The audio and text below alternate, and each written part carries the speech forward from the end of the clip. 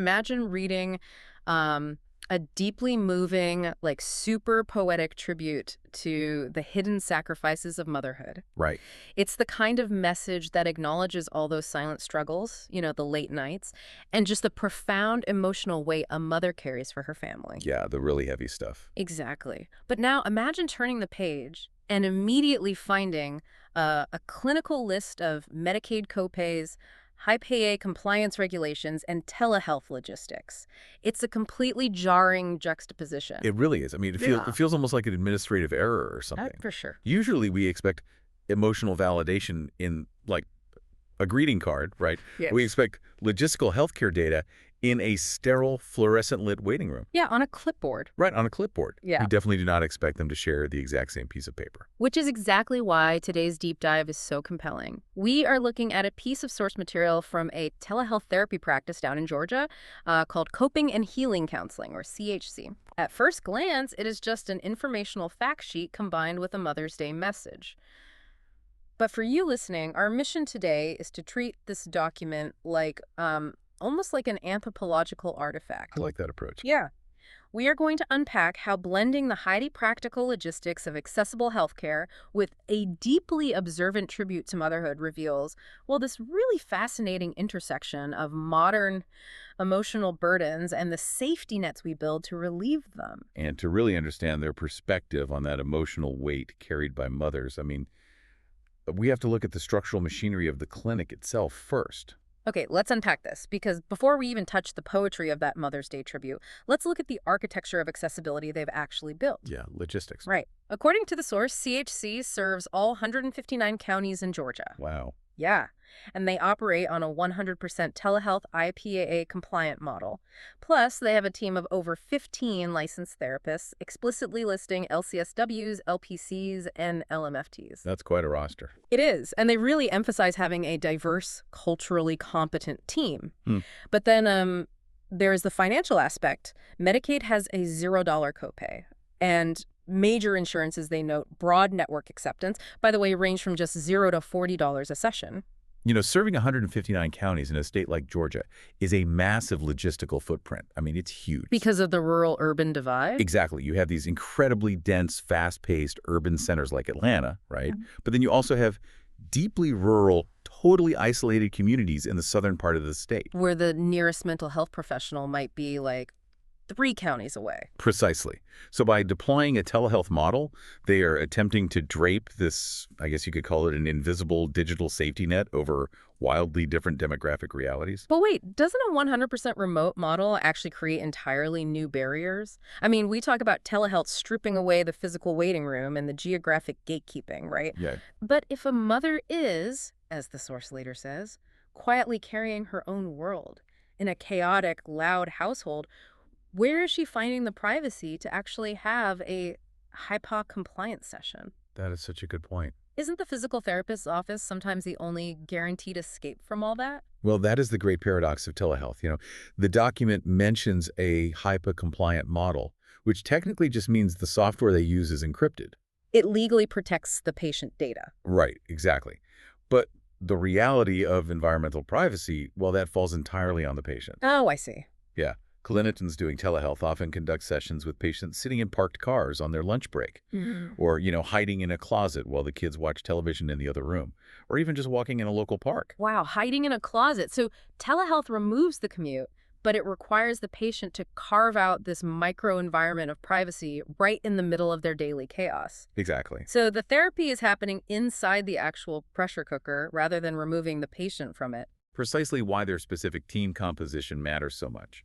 The source lists over 15 therapists, specifically noting LCSWs, LPCs, and LMFTs. Okay, let's pause there because that looks like a total bowl of alphabet soup to anyone outside the industry. Oh, absolutely. What is the actual functional difference between those three? And why does the clinic even need all of them just to cover a state? What's fascinating here is that those acronyms represent entirely different toolkits for dismantling a patient's distress. Okay, break that down for me. So an LPC is a licensed professional counselor.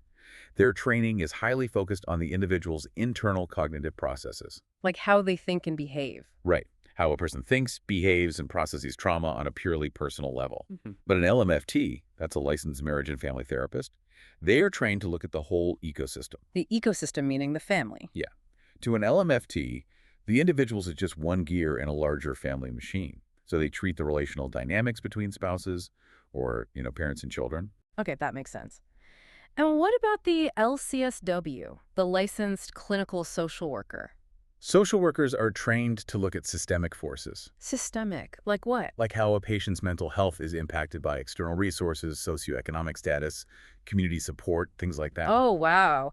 So when this clinic beams into a parked car in rural Georgia, they aren't just sending a generic listener. Not at all. They are deploying a highly specialized practitioner depending on whether the patient's crisis is internal, relational, or systemic. Exactly. And that makes the note in the text about cultural competence make a lot more sense, right? Oh, totally. If you are a social worker or a family therapist beaming into 159 different counties, you are encountering a massive spectrum of cultural background. A huge spectrum. I mean, the way a family in a rural farming community expresses anxiety might look completely different from how, say, a first-generation immigrant family in an Atlanta suburb expresses it. Right. Cultural competence is a clinical necessity here. It's not just a corporate buzzword. How so? Well, it means the therapist understands the cultural idioms of distress. In some cultures, trauma is literally never discussed emotionally. Wait, really? How does it show up then? It is expressed through physical complaints, things like stomach aches or chronic fatigue or headaches. Oh, that's fascinating. Yeah. So a culturally competent therapist recognizes the underlying distress instead of just, suggesting a visit to a gastroenterologist. That makes perfect sense. I want to tie this back to the financial transparency in the document, though.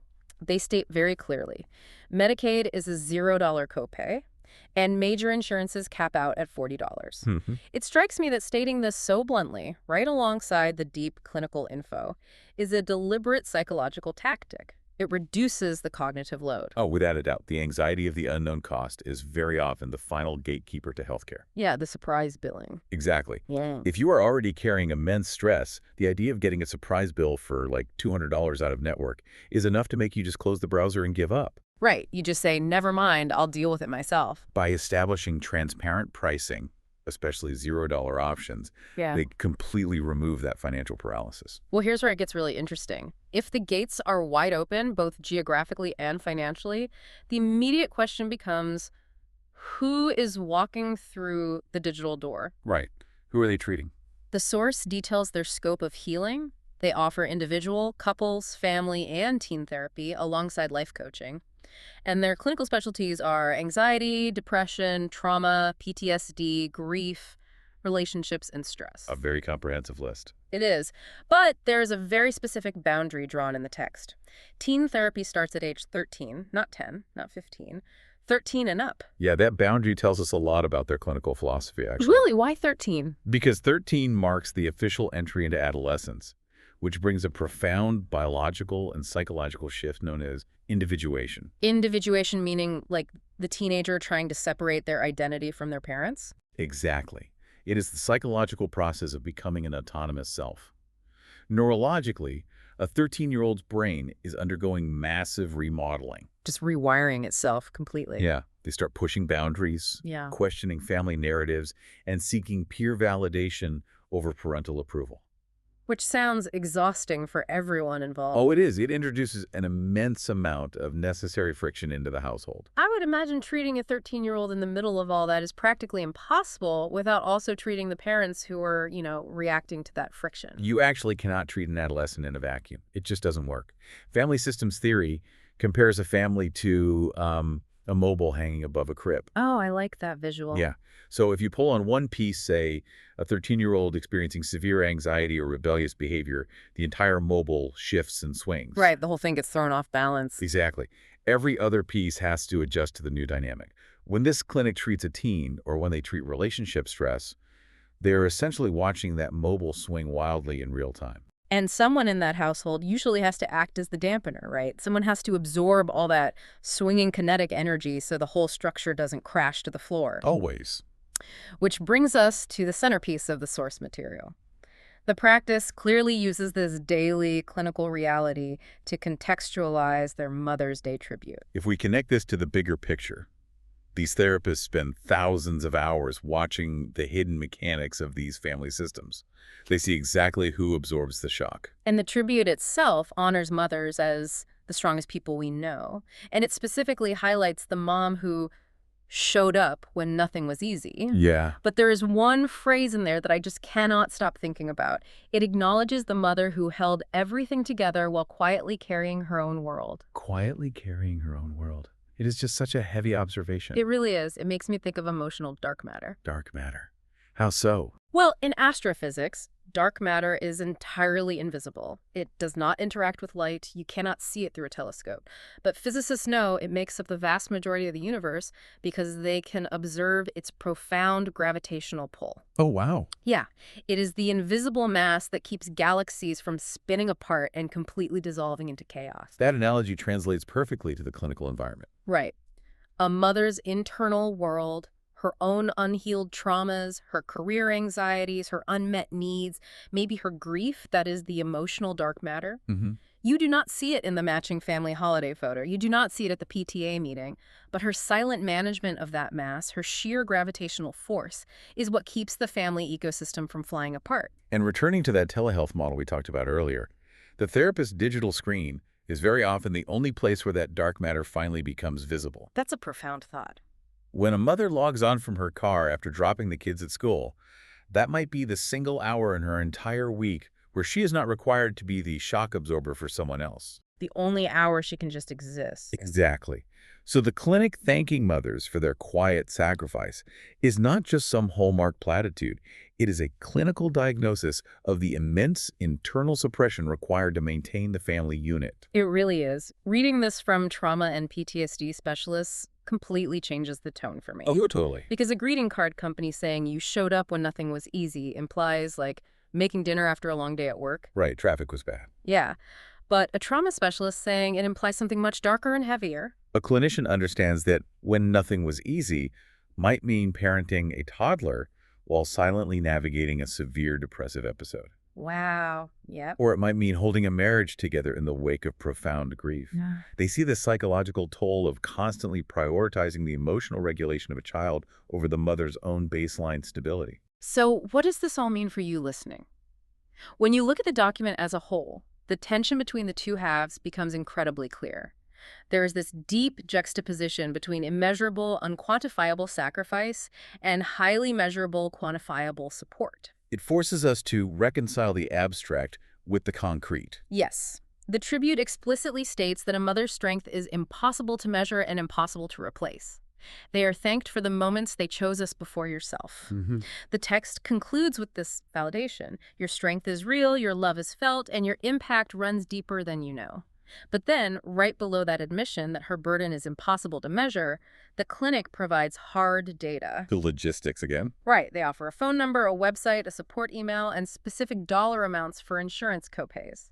You know, that pairing is really the ultimate act of care. How so? Well, society is very good at praising mothers for their immeasurable strength.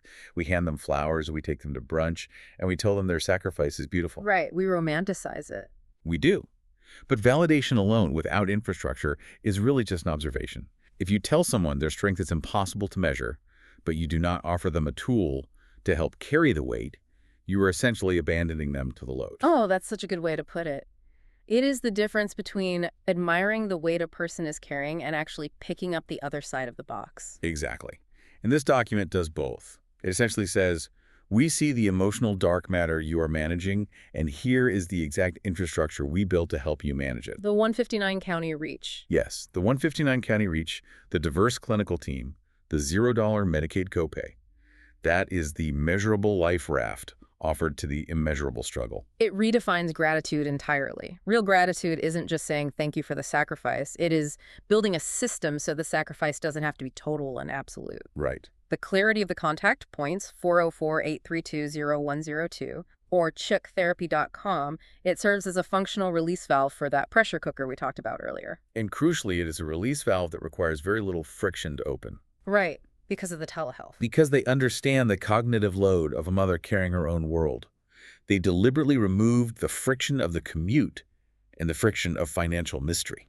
We have dissected a lot of hidden architecture today. For you listening, we started by examining a telehealth framework covering all of Georgia, exploring how HEPA-compliant digital spaces and culturally competent specialists, the social workers, the counselors, the family therapists, how they navigate the messy realities of delivering care to parked cars and living rooms. Yeah, the real front lines of mental health, Exactly. We looked at the clinical scope, particularly how treating a 13-year-old's individuation forces a clinician to look at the entire swinging mobile of the family unit. which ultimately revealed why this specific clinic possesses such a piercing perspective on motherhood. hmm They don't just see the polished exterior. They deal directly with the emotional dark matter that mothers suppress to keep the family intact. It transforms what is essentially a simple informational text into a profound commentary on how accessible telehealth intersects with the silent emotional labor of motherhood. It really does. And again, if you are navigating those hidden burdens, or if you know someone who is, the functional support is out there at 404-832-0102 or cheekstherapy.com. But as we close out this deep dive, I want to leave you with a final thought to mull over, building directly on the source's observation. Yeah, this raises a really important question about how we fundamentally view resilience. Exactly. If a mother's defining trait, the very thing this tribute and our society praises her for, is her ability to hold everything together while quietly carrying her own world, at what point does our deep, continuous appreciation for her silent strength inadvertently encourage her to keep that world hidden? hmm Do we praise the quiet sacrifice so much that we make it socially impossible for her to ever set the burden down and speak out loud?